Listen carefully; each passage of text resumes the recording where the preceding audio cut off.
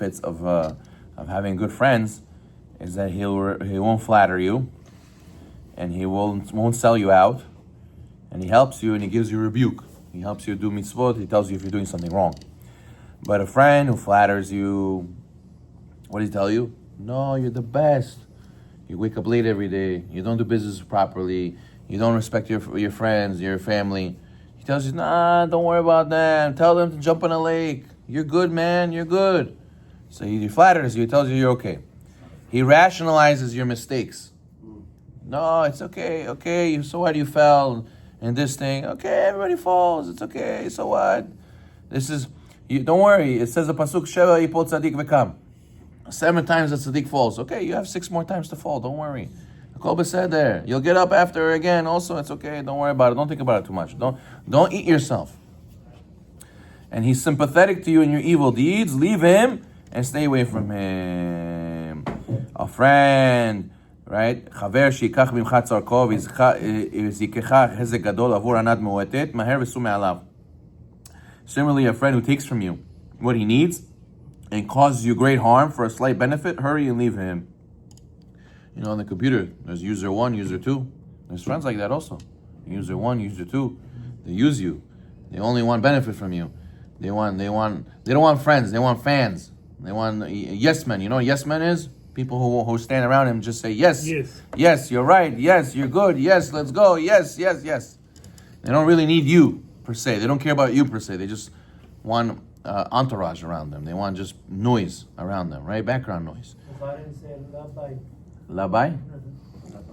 Whatever you said, labai. Exactly. Some people they want that. That's what some people want. They're looking for him. He says that's not a real friend. That's not what you want. That's not what you need. He says, "Lo tomrum kesher lechol asher yamei ha'am hazeh kasher." The Yeshaya says, "Do not say I join to everything people say when they say let us form a plot." And these people, you have to check yourself if you're able to be part of this group of people. Asur litchaber im rasha miskei olam. We know it's forbidden to associate with wicked men in affairs of the world. According to halakha, you're not allowed to do a business partnership with someone who's rasha. What does rasha mean? Rasha means he doesn't keep any of the mitzvot in the Torah. Oh, I don't do kashrut. I don't keep, or Shabbat. I don't keep, or shaving with I shave with a razor, or any halakha that's a problem that he does, and he says, it's not for me. To do business with such a person, it's asur. It's a problem. You're associated with a wicked person, as it says, because you have joined Achaziyahu, Hashem has ruined your plans. And Divrei Yamim is refers to Yehoshaphat, king of Yehuda. He was joined with Achaziyahu.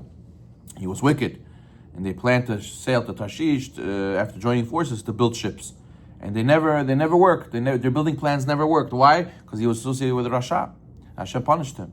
It's also even for the sake of a mitzvah, you're not allowed to be with Rasha, because it says Al tekaneh beish Hamas ve'al tivhar bechol derachav. Do not envy the man of violence. Do not choose any of his ways. And the sages say, even for a mitzvah, do not associate with him. So a person could say, listen, he's a sponsor, he's going to be good, he's going to help me. No, where the money comes from, and who's part of the mitzvah, and who's part of the group, it has to be chista people. If not, there's no bracha over there.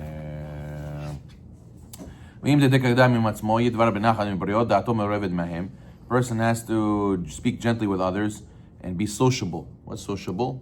Don't say things that are hard for people to hear. Meaning, for some people, they're very rough and they're very tough, and they just say things as it is. Is the truth, Rabbi? Say the truth. Let them. Facts don't care about your feelings, Rabbi. Right? You just gotta tell them as it is. Genom shevi. Right? So you should know that. Okay, it could be you're right, but there's a time and a way and a place to say. You can't just walk around saying all these tough things to people.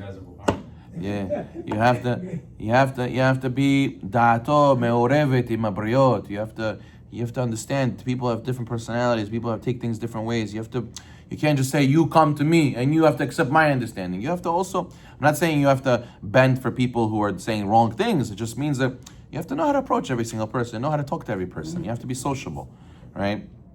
And if people shame you, don't shame them back. And they honor you, have to honor them back. And if a person is honest in business, and if he does not frequent the company of the ignorant in their gatherings, but is always studying to Torah and Sisit and Tefillin according to Halacha. So you should know making Kiddush Hashem. The Pele Yoetz says the reason people had bracha at work is when they used to bring books. When they used to bring books to work, when the downtime at work, they open the books. Today there's downtime at work. What do? Scrolling on the phone. Scrolling on the phone. That's why there's no bracha, says the Pele Yoetz. So therefore, if a person wants bracha, he should go and bring books with him to his business. As it says in Pasuk in Yeshaya, "Beyomer li avdi ata Yisrael asher becha et pa'ar." And people will see my servant Israel, in you I will be glorified. We have an opportunity to make a Kiddush Hashem whenever we act in this way, and we act to each other this way. As it says over here, 1 second. Person has to always try to get fear of Hashem. He says life without fear of Hashem is not considered life. As we see by Rivka. What did Rivka say? Katzti behayai mipnei benot het im lokech Yaakov isha mibnot het. Right? He says, Rivka says, I despise my life. I'd rather not live if my son Yaakov marries from the daughters of Het, meaning she was very upset. She doesn't want him to marry people who don't have Yirat Shamayim, who don't fear God. If my son loses and marries a woman who doesn't have Yirat Shamayim, what do I need to live for? My life is not a life. My kids should not have Yirat Shamayim. There's an opinion, there's opinion in the Poskim. It says that somebody goes over the derech, you should sit Shiva for them.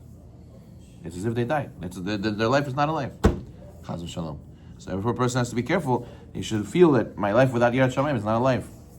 And the love of honor is very bad. We spoke of that before. A person has to pursue mitzvot, not to pursue honor.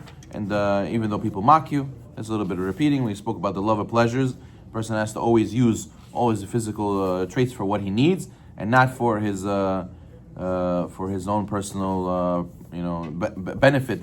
Rather do it because that's what's going to help you service Hashem. As the Rambam says, you could do everything for a mitzvah, you can eat for a mitzvah, you can sleep for a mitzvah, business for a mitzvah, all because it's connected to helping you to serve Hashem. We'll finish up over here. He says, eating, drinking, and sleeping. So you have to know and think about how is this going to lead me to serve HaKadosh Baruch Hu. When he goes to business and he goes in his occupation, he should not be motivated by desire for money alone, or not for the necessity of obtaining his basic material needs, only that. Rather, you should also realize that this is going to help him serve Hashem. He should eat and drink to what is necessary and not to derive pleasure. Every time a person eats or drinks and he derives pleasure, he's meaning he overeats. He's eating to the point where he feels like I ate enough, not because of what's good for me. It goes to Sitra Achra. Now, when a person engages in eating for pleasure reasons, the Ramchal, right? The Ramchal says that the angel is created, and the Sitra Achra feeds off of that desire that you're experiencing. Meaning, from the fact that you're engaging in desires, that itself feeds the Sitra Achra. But as opposed to when a person eats for the Shem Shamayim, so that's when it's considered a mitzvah. So, and then we said that Arizal says, they say about the Arizal, the reason he got to high levels is because he used to eat the Shem Shamayim. He didn't feed the Sitra Achra, so therefore all the spirituality stayed by him in form of Kedusha and not by Sitra Achra. These are high levels to reach, but the point is that we should know where this is, and we should try to reach that goal. Right? That's why the older generation, they used to a lot of times fast. In Cheshvan, they used to do Bahab. After the high holidays, they used to do Monday, Thursday, Monday, fasting. In order to remind themselves not to fall. Because high holidays, you're high level, and then all of a sudden you go back to regular and you can fall. So they have to remind themselves. And also, some people say we ate too much on the holidays, right? So you fast. But more than that, to remind themselves, when you go back to your regular day life, you have to remember, I'm working, eating, and doing my everyday weekday, have to always do the Shem Shamayim. He says, make your daytime meal lighter than your evening meal. He recommends over here eating twice a day. You have to drink water. You have to not drink too much wine. You have to be able to, even if you have a'u, you have to not overdo it because you have the next day. You have to get up the next day also, right? We should do a meal for the bed. He says that people used to eat midday, and then people eat evening. That's it. That's he mentions over here. He says. He says, "Bayom kala me'achilatcha b'layla, im minhagecha lechol pa'amayim b'yom." He says that if that's your custom, but I'm saying that sounds like that was their custom back in the day. The Gemara says Tamid Chacham's meal is by chatzot. It's right by midday. What about the meal after shacharit? So pat shachrit, they used to that was their pat shachrit. They used to delay eating. They used to do intermittent fasting till around 12, 11 o'clock, whatever it is. Eat something then made out of grain. And then they would eat just dinner. They would survive until dinner. But they would drink a lot of water in the morning, though. They would drink a lot of water. And probably they had coffee, too, if they had coffee. I don't know if they had coffee. Okay, fine. And then a person has to know also that he has to exercise. He says a person has to sleep properly, exercise properly, because if not, all these things are going to take away from your Yirat Shamayim and take away from your mitzvot. And a lot of times, you know, in order to be able to have the mind, you have to have the body there. The body has to be taken care of, and then the mind can focus. But if things in your body are hurting you, you're not sleeping well, you're not eating well, now this hurts, that hurts, so it's going to affect your mind. Your mind is not going to be able to cleave to Hashem like it's supposed to. Baruch Adonai Olam.